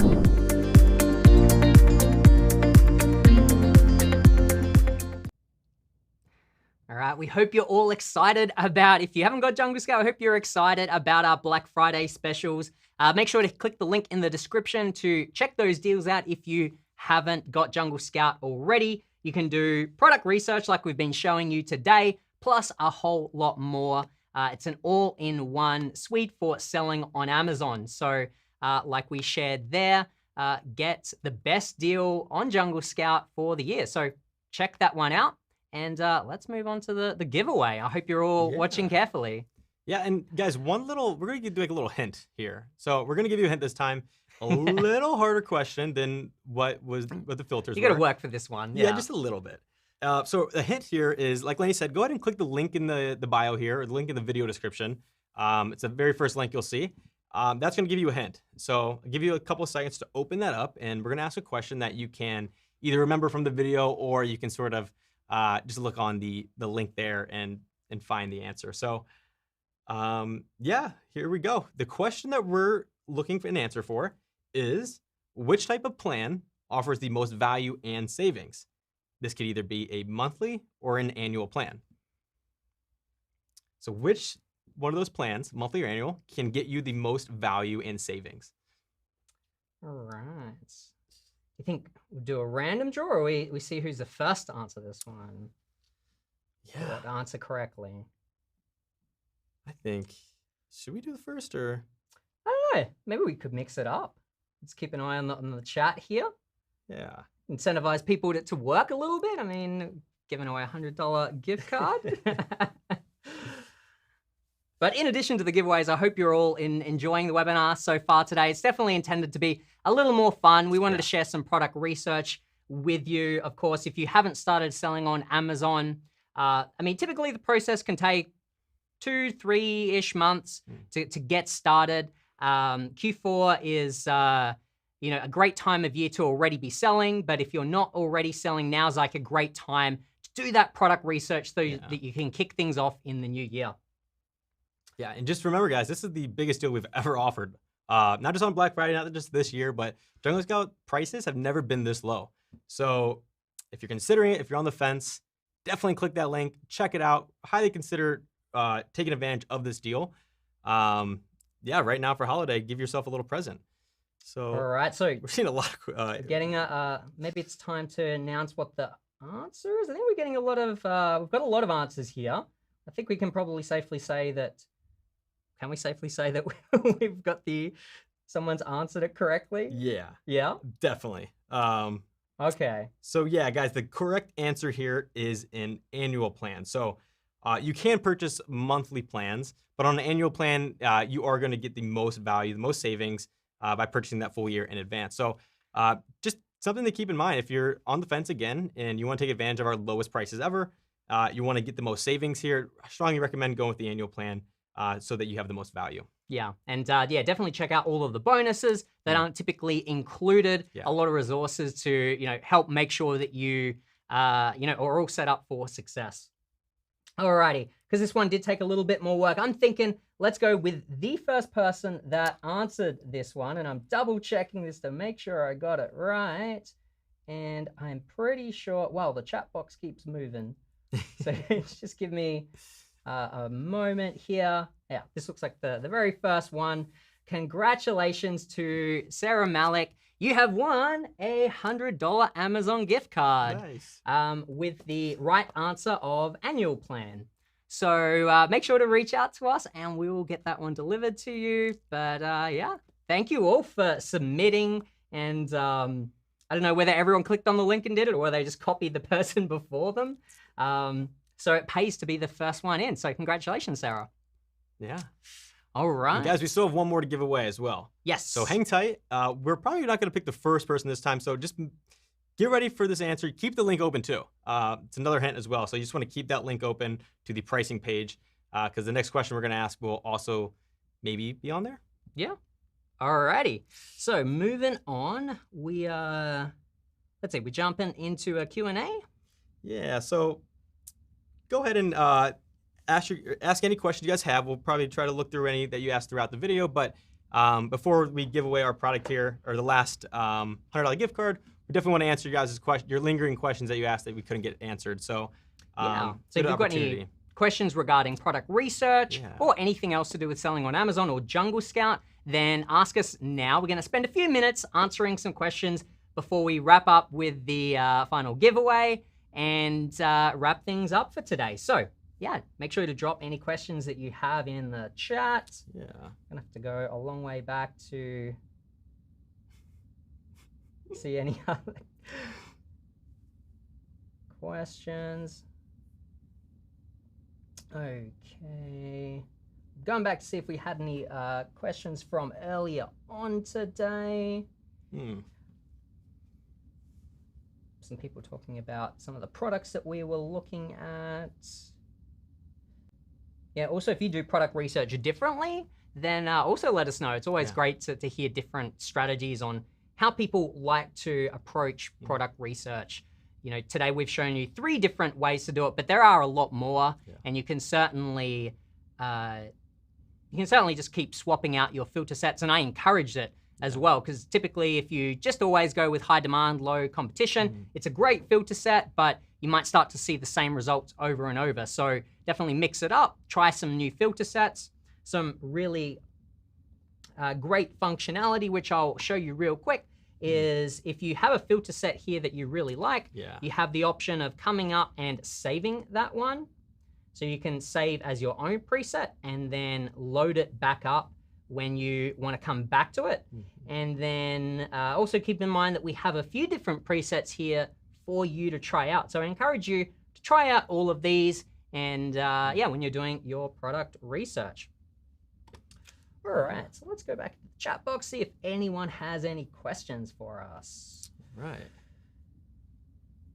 Okay, so first up, this one caught my eye. Anwar asks, what's your opinion on shipping from AliExpress straight to Amazon FBA to reduce transport fees? What I would say, what's great about AliExpress is that you can get low minimum order quantities. So if you're starting out with less capital, you can buy fewer units. You could buy 1, 10, 20, under 50 units or whatever. If you go to Alibaba, typically you have higher minimum order quantities. So that's one advantage of using AliExpress is you can start out with just a few units, you know, maybe validate that people want that particular product. So, you know, you're only buying 20 or 30 and just seeing whether it sells. That could be a strategy. Long term though, I would shift over to Alibaba because you will get cheaper pricing overall and it's just more built for bigger quantities. AliExpress, you can buy smaller quantities, but you'll typically pay more for each one. So that's kind of my thoughts there, is that it can be good for starting out or testing products, but long term I'd shift over. Let's see, this looks like a good one as well. What is the advantage of picking, I think, oversized rather than standard? I think there's actually, like, we could probably answer both those questions depending on how we interpret it. But if you were to pick a standard over oversized, the advantages there are the fees that you're going to pay Amazon. And with that, with lower fees, you can you have a lower price point. So if you choose a standard product, you have lower fees. And because of that, you can price your product lower, which, of course, lower products on Amazon do very well. The alternative there is if you choose oversized, I think some advantages that I like, and one of the biggest advantages is most people probably aren't selling that. Your competition might be lower because there's less people that are trying to sell oversized products because of those increased fees. That's probably one of the bigger advantages, unless you have any other thoughts there? I mean, overall, it's just more expensive and more difficult to sell oversized products. So yeah, some of the cons are, like you said, you get charged more in fees by Amazon because it's bigger and heavier. Then it takes up more space when you're shipping, and shipping gets charged by the volume of space. So if you're selling a product this big, it's going to be cheaper to ship than something that's this big. So there's it's just going to cost more in shipping. Then there are restrictions on how many you can send in to Amazon. You can send in, the numbers do change, but let's say you can send in 500, up to 500 units, oversized products, whereas the standard size, it's, into the thousands or unlimited, more or less. You can just send in a lot more standard products, so there's an advantage there. And then the other one that does separate a lot of people or stops a lot of people from selling them is that they're typically more expensive. So a small, lightweight, cheap product, it might cost, like, let's say $5 to buy that product up front, and a big, bulky, heavy one, it might be $20 per unit or more. So you just need a lot more capital to sell an oversized, larger product in general. So, rather than getting started with maybe $3,000 or $4,000, you might need at least $20,000 to get started. That's a good point. So yeah, it's a higher barrier for entry, but that's also why the advantage as well is that, like Jake said, if you do have the capital and you can find a product, and if you can make it work, you're able to overcome those additional obstacles, then it's an advantage because there's just less people in that space. So yeah, those are the pros and cons. I typically wouldn't recommend oversized products if you're first starting out. I think learn the ropes with a smaller product that's just going to be a lot easier. It's going to be less expensive. You're going to make mistakes because you always do the first time round. Once you learn and understand the process, maybe you've got one or two products at least that are standard size and selling well, and you really understand the game, then maybe migrate to trying to incorporate an oversized one. But those are just my thoughts. That's a great point. All right. Let's see. Okay, this is a good question. Do you recommend FBM in order to inspect the products? In fact, you don't need to be selling FBM in order to inspect the products. There's a few different ways that you can get them inspected. You can get them inspected, at the manufacturer through a third-party service that goes in and does like a whole bunch of inspections. They send you a big report so that you can check the quality and et cetera before it even gets sent out. That way there's an opportunity for the manufacturer to fix the problem before it gets sent all the way to the US.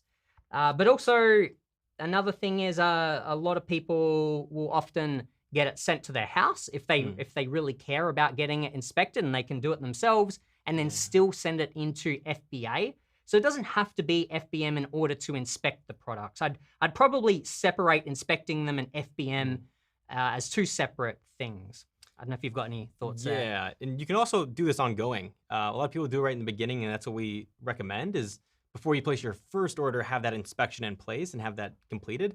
But then if you're curious and you just want to keep that going throughout the year and throughout your orders, every couple of months or every couple of shipments, you can also get another inspection done. So you can still take advantage of FBA and all the benefits that come with it while still doing inspections at the manufacturer facility.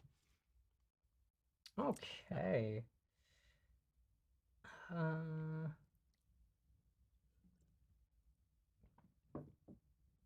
Cool. So Tahir says, does the minimum startup amount include LLC registration and other things?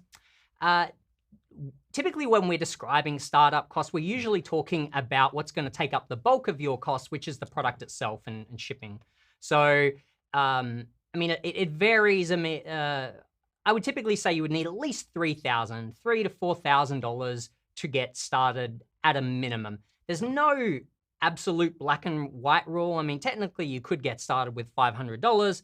It's just going to be a lot harder to find a product that's really cheap, and it's also going to be really hard to grow, because if you buy $500 worth of inventory, you're probably going to sell out really quickly, and then you're going to still need more money to get the second shipment in. So I would say to get started comfortably, I would recommend a minimum of $3,000, but no, that's not including an LLC or other things. An LLC is probably like the second biggest expense when you're starting out. We don't typically include that because you don't have to get an LLC. That's really up to you. But I suppose the LLC side of it, I think is like usually fairly affordable. It's probably more if you're getting a trademark that goes into, I don't know, $500 to $1,000, $500 to $800 or whatever the cost is. So that part is a little bit more expensive, but again, you don't have to start out with that.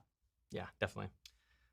But if you can afford to add like an LLC on and a trademark when you're first starting out, then I think that is a good idea. Yeah.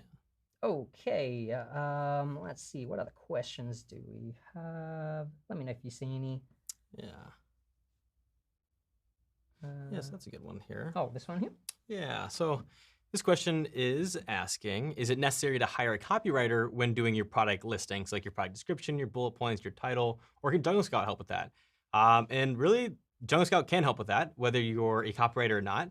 One of the great things with the Jungle Scout membership is you get a listing builder tool. We personally love to use this. You essentially will do a lot of your keyword research with the Keyword Scout tool, create your list, and then you import that list into the Keyword Builder tool. And so what that tool is designed to help you do is create your own listing. So you can, with your list of keywords, you can make sure that you're including all your most searched keywords. Make sure you're putting those in your title, your bullet points, and your description as well, and even your back-end search terms. So you don't need a copywriter as long as you can go through a keyword research tool and discover the keywords that your competitors are using, the highest searched ones, as well as the most relevant keywords. As long as you can curate that list, bring it over into a tool like Jungle Scout, then you can go through and determine what your title can be, your bullet points can be, and your product description based on the highest searched keywords. You still want to make it readable and legible for a human to read. You want it to make sense. But I wouldn't say a copywriter is needed at all. If you are a growing business and you can afford a copywriter and you want to test your title, you want to test your bullet points, you can do a lot of A/B testing. That's a more advanced level of selling. But to start, I would not recommend a copywriter. Unless you can find one very affordably that knows how to do Amazon keyword research, then potentially. But Jungle Scout, the listing builder tool specifically, is designed to help you create your listing. Yeah, I would put getting a copywriter into this sort of bin of things to do once your business is up and running. It's not something that I would do to start out with. It's like it can add value to your business, but you can probably get like 80% of the value, like you're saying, by just using or more by making sure you're using the right keywords and building it out yourself. It's like it can add value, but yeah, probably not at the start spending whatever it costs, $500, $1,000. I don't know how much it would cost, but I wouldn't see that as a priority to start with. What I would say is probably going to make a bigger impact when you are starting out is your photography, your main image in particular, but also the other images. That is going to me, in my opinion, is going to make a much bigger impact on your business than hiring a copywriter. So if you do have additional cash when you're starting out, that's where I would put it first. Then when your business is doing well and you're just trying to, squeeze out as much as you can from your listings and so on, then maybe get a copywriter at that point. Yeah, good point. All right, here's another question. Amazing info. I've heard of sellers managing inventory from their private warehouses and sending stuff to Amazon periodically. Is that recommended for first-time sellers?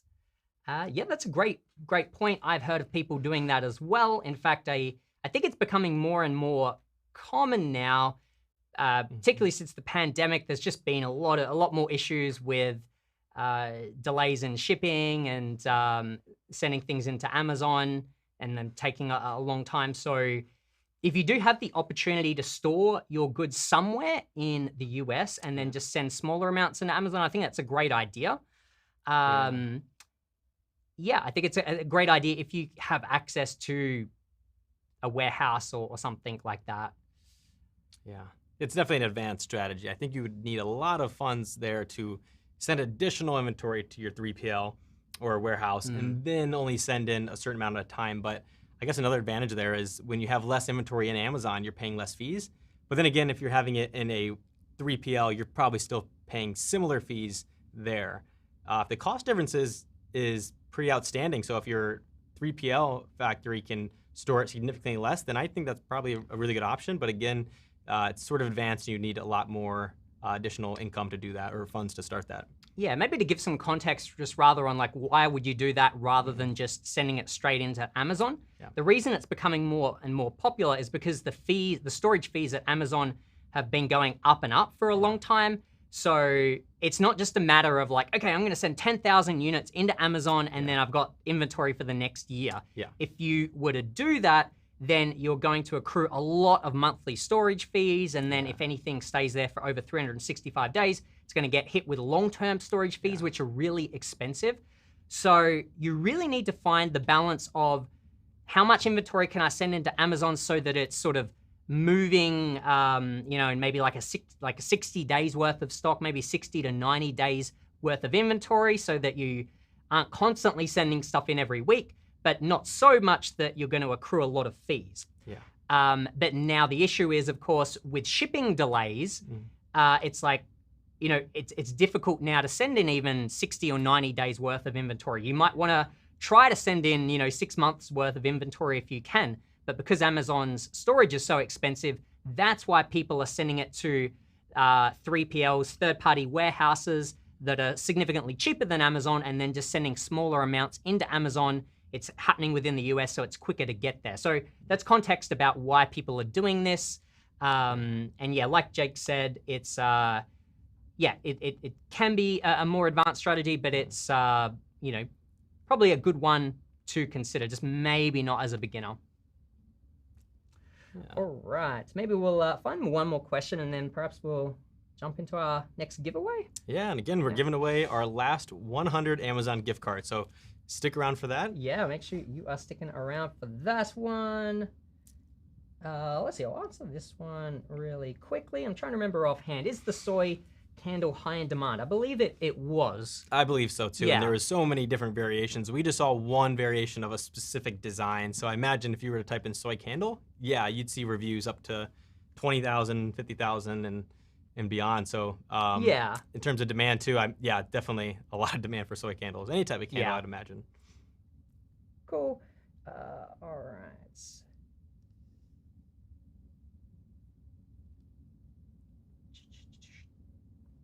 Okay, how do we overcome competition by choosing suppliers in the US? I think definitely if you can find a supplier for your product that's based in the US, that logistically will be a lot easier than trying to get it from, say, China, with all the shipping issues that we have now. So that is definitely a huge advantage. Communication is another advantage, because it can be difficult communicating with folks in China, as it's, you're talking late at night to them. So that is an issue. So if you can find a supplier for your product in the US, then I think that's amazing. Typically you will find though that the trade-off is that it's more expensive. You're most likely gonna find a much better price in China. Also, there's just less manufacturers in the US. So it can just be hard to find any. So that's kind of the picture. If you can, then that's great and you're happy with the price, but it might be difficult. Yeah, and I think just to go on top of that, I think I would still start your product research by just finding a product and then worrying about where you're gonna get it in the next step. But once you're at that stage, maybe you have a product and you like it, you like the demand, you like the competition, you like everything else sort of checks off. You can go to thomasnet.com or even Google and type in your product plus like American supplier or suppliers in the United States, and sort of see that cost differences there. But Thomasnet and then a Google search tailored to the US would be a good way to start that comparison. Awesome. Okay, starting out with hope they answer. Oh no, that's in reply to someone else. Okay, hey guys, any advice on modifying someone else's patented product without patent infringement and playing fair at the same time?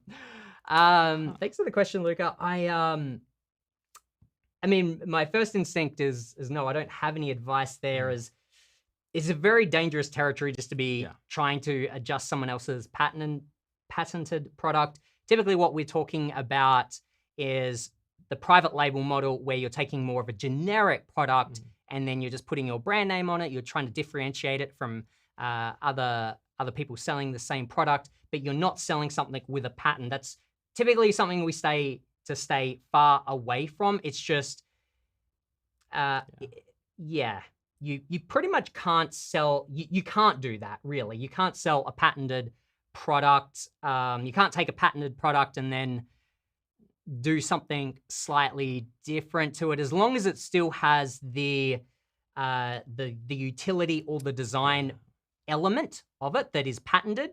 Then, you know, at some point that company or person is going to come after you. So it's just, I just don't think it's worth the risk. You will likely get shut down at some point. Yeah. So I'd say you're better off trying to find something that is fairly generic, that doesn't have a specific patent on it.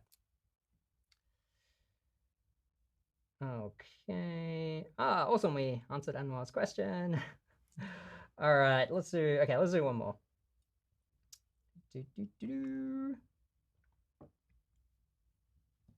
Okey-doke. Whoops. Okay. Things are moving.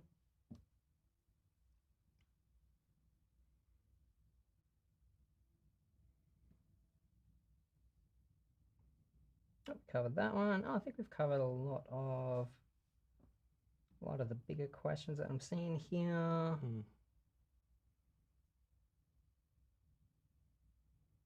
Okay. Maybe I'll jump into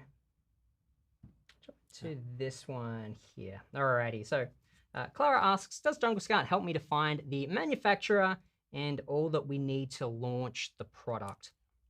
So we don't help you find the manufacturer directly. However, we do have a tool called Supplier Database, which does assist you in that process. So what Supplier Database does is it allows you to go search for either products or companies or manufacturers, and it basically, it shows you all of their US import records. So we can see if that particular supplier has any history importing products into the US, and it gives you information about the type of products, how many shipments have been imported in. So this can do a couple of things. It can help you discover suppliers, which you then reach out to yourself or find their website or find them on Alibaba. And secondly, it can help you verify suppliers that you might have already found elsewhere. And by verify, I mean you can verify that they have imported into the US so that they're familiar working with US clients and the standards that we have here. Because product standards can vary in different parts of the world. So you want to make sure that the company or the supplier that you're choosing has worked with US customers before, so that they're aware of the quality standards that we require. So definitely check out the Supplier Database. That's a good little segue to the Supplier Database is included with an entire Jungle Scout subscription. So if you are interested, then definitely check out the link in the description below for our Black Friday deals. Now I think maybe with that, we'll jump into our final giveaway for the webinar. Yeah, so we got, again, guys, another 100 Amazon gift card that we're giving away. We're gonna ask you a question, give you a hint, and then we'll pick a correct answer, and we'll give you guys a $100 gift card. Cool. So yeah, let's get right into the question here. This one, hint. Yeah, I was gonna say this one's gonna be a little bit harder, so we are gonna give you a hint. Again, similar to the last question we asked, go ahead right now and click that link in the video description. They'll send you to our Jungle Scout pricing page. Again, those are the lowest prices that Jungle Scout has ever offered. And we're gonna ask you a question here that, again, is a little bit tough to answer, but it's on the screen there. Okay, so the question here is, how much will you save on the professional suite plan? Again, the hint is in the description. Click the link. The question, how much will you save on the professional suite plan? I guess I'll give you like another little hint there. You have to do a little bit of math on the value and the price. So a little bit of math. Hopefully you got a calculator handy on your phone or laptop there. But question again is, how much will you save on the professional suite plan? All right, we're looking forward to seeing that number in the chat box below. We're going to jump into a question, and then we're going to come back to announce that giveaway. All right, shout out to Ryan from Jungle Scout, Ryan. looking festive. Thanks, man. All right, gonna answer another question here real quick. Why do most people recommend staying away from products with batteries? I can answer this because I've dealt with it firsthand, but basically, batteries are really hard to ship, like lithium-ion batteries and so on. They can get stuck in customs. There's just more regulations around shipping them, so there's just more potential for them to get stuck in customs, and there's more regulations around how they need to be packaged and so on. I was selling batteries once, and I ended up having issues where they needed to get, basically I had to pay to get extra packaging around it because the single packaging wasn't enough, and to get through customs it needed an additional amount, and it was gonna cost me whatever more, 30 cents more, and it was a bit of a headache. I also had shipments that got stuck in customs for a long period of time, and that's not even talking about just the chance of things going wrong. Being an electrical product and a battery, I stopped selling batteries after I had a whole shipment of dud batteries that weren't working, got a lot of negative reviews.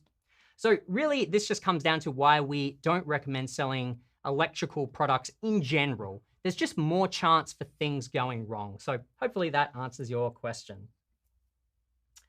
All right, cool. And do we need to clarify, are we looking for a dollar amount? There's, I think some percentages in there. Yeah. I mean, technically both answers would be right. A percentage or a dollar amount would be right here. Okay, wonderful.